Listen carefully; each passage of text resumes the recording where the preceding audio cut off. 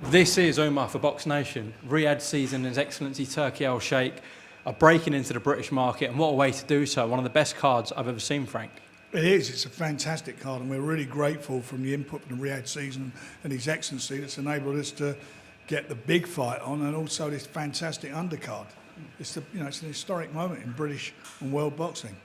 I do sound like a broken record, though, because every card they put on, I'm saying it's the best card I've seen, but it truly is top to bottom. Well, each card is getting better and better, and this is a fabulous card, and the fact it's in our national stadium is going to be just something special. We're going to have a really, really great night. It'll be sold out, and the atmosphere is going to be electric. You've got two of the biggest punchers in the heavyweight division up against each other. IBF titles on the line.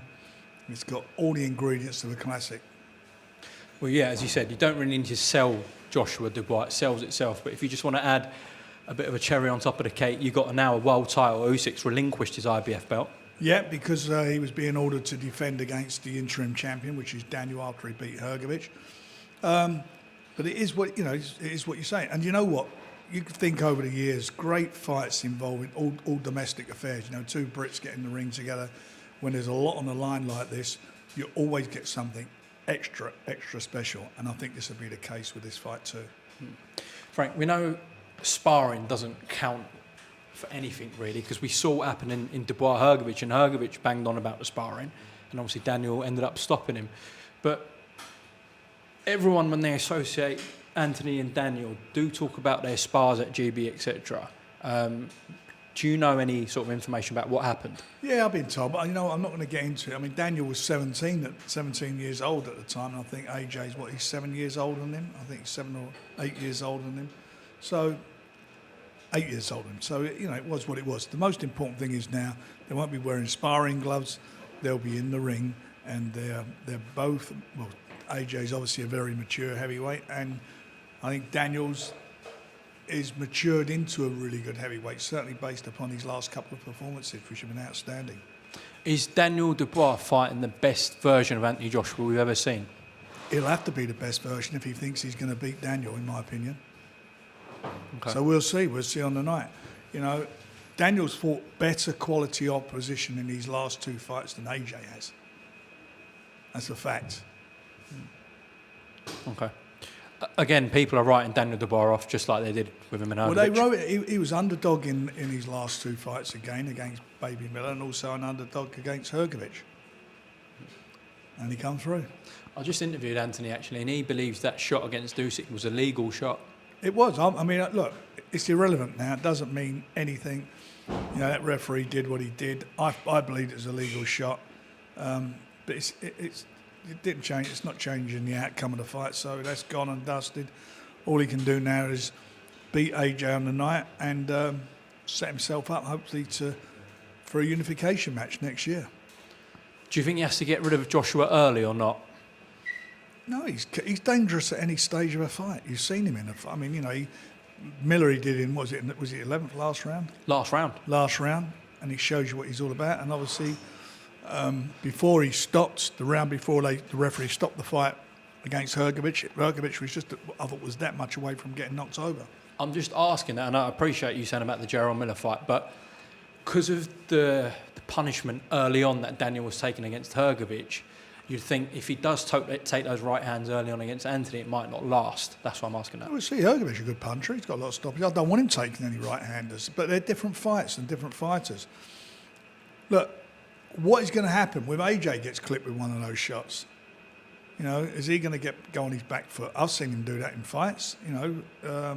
Who knows? This fight the pressure is not on Daniel. The pressure is on AJ. He's going into this fight in most people's books as the favourite. So he's the guy who's going to have to live up to being the favourite in the fight. They're both very confident, or seem very confident, and they both have big punches. They both have great jabs. They're both very fit guys. They're on winning roll, the both of them. This fight for me is going to be about their hearts and mind.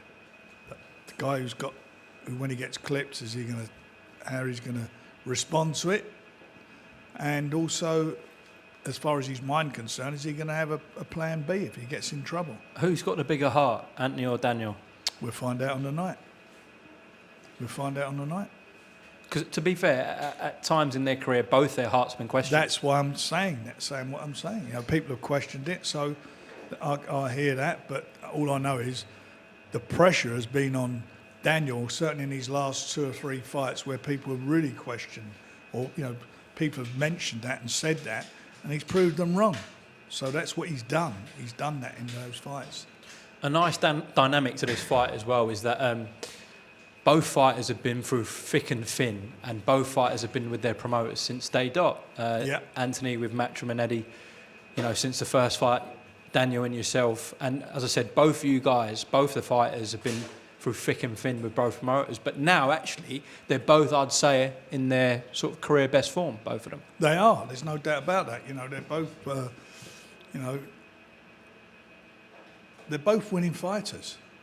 Both changed trainers for whatever reason, and they are where they are. And there will be a winner and there'll be a loser on the 21st of September, and I believe that winner will be our man. Outside of a Fury-Joshua fight, would you say this is the biggest British fight that can be made? Yeah, absolutely. Let's just run through. This is going to be exciting. This is going to be an exciting fight. It will be exciting. It won't go the distance, that's for sure. No, I don't think it will. Let's just run through the undercard. Hamza Shiraz, who's now a Riyadh season ambassador, goes in with Tyler Denny, who's been on a brilliant run of form. Yeah. It's a good fight, that. It's a cracking fight, and again, it's a homecoming for Hamza. He's had a couple of fights out, as you know, in Riyadh, so he's in with a guy who's just come off of a good, probably his career best win against Felix Cash. Undefeated Felix Cash. And becoming an ambassador as well for Riyadh season. Correct, Hamza. he has, yeah. I mean, he was the skipper for you first. He delivered in that. We picked him as our skipper. We put all our faith in him.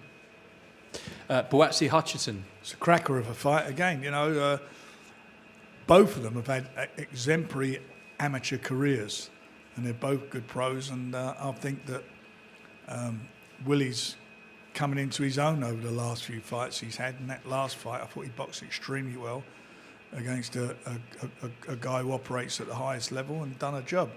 And for Josh Buatsi, it's going to be a telling fight for him. I mean, there was a fight at light heavyweight that everyone was talking about between two Brits, but we know the situation with Anthony Yarde at the moment. Willie Hutchinson had a brilliant performance win against Craig Richards, and he's got himself the shot against Buatsi. Correct. Okay.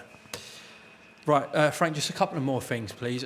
Tyson Fury's interview that he did recently to Furiosity, his drink brand. Some of the comments he made, what were your thoughts on it? What comments? About it being too easy against Usyk early on. Well, I think early on in the fight, he was certainly in those the round before he got caught on his nose, which troubled him. I think, I'm not saying easy. I mean, I'm these words, but he was seemed very comfortable at that stage of the fight. But one punch can turn a fight around, which is what it done. He got hit on the nose, and I think he lost his composure. For me, it's a very close fight. I've said, I'm going to keep changing my mind what I've said. I thought he won the fight. I watched it back. I thought he just got it, but it was a very close fight. Most neutrals, like Thomas Hauser, who's a very respected journalist in America, he scored it a draw, as did quite a few people. There weren't a lot in it, whatever way you want to look at it. And people say I'm biased, and I am biased, but I thought Tyson done enough. But you know what? It's a bigger and better fight, and we'll see on the 21st of December in Riyadh who's going to come through and who's going to be the number one. And also him stating that he believes he won't get a decision in the rematch. He's got to knock Usyk out. Well, one judge gave it to him, and if it weren't for the knockdown, it would have been the worst case, a draw. Okay, so you don't agree with that part, maybe? Well, no, I hear what he says, and I know where he's coming from, but I don't think I hope and don't believe, as I believed in the first fight, I don't believe you're going to need judges. Should have mentioned on the undercard your world champion Kakachi in against Warrington. I mean, Anto's coming in against Warrington, against Joshua, and that's a cracker of a fight. The atmosphere will be brilliant for that. That's a really good fight. I mean, we heard rumours about some of these fights on the card, but that one we didn't. So that's just come out of thin air. How long did that take to get done? Not long. We worked together as a matchroom and ourselves and got it over the line. Okay, good to hear. Just lastly, before we close off, we had a show on BoxNation on Friday night. Yeah.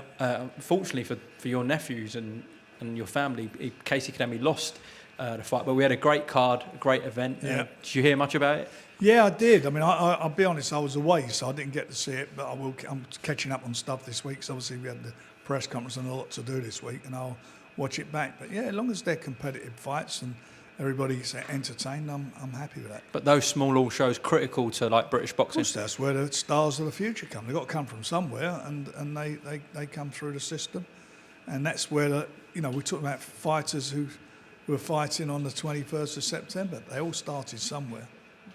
Okay, Frank, appreciate your time. It's a pleasure, mate. Looking very well in your suit today as well.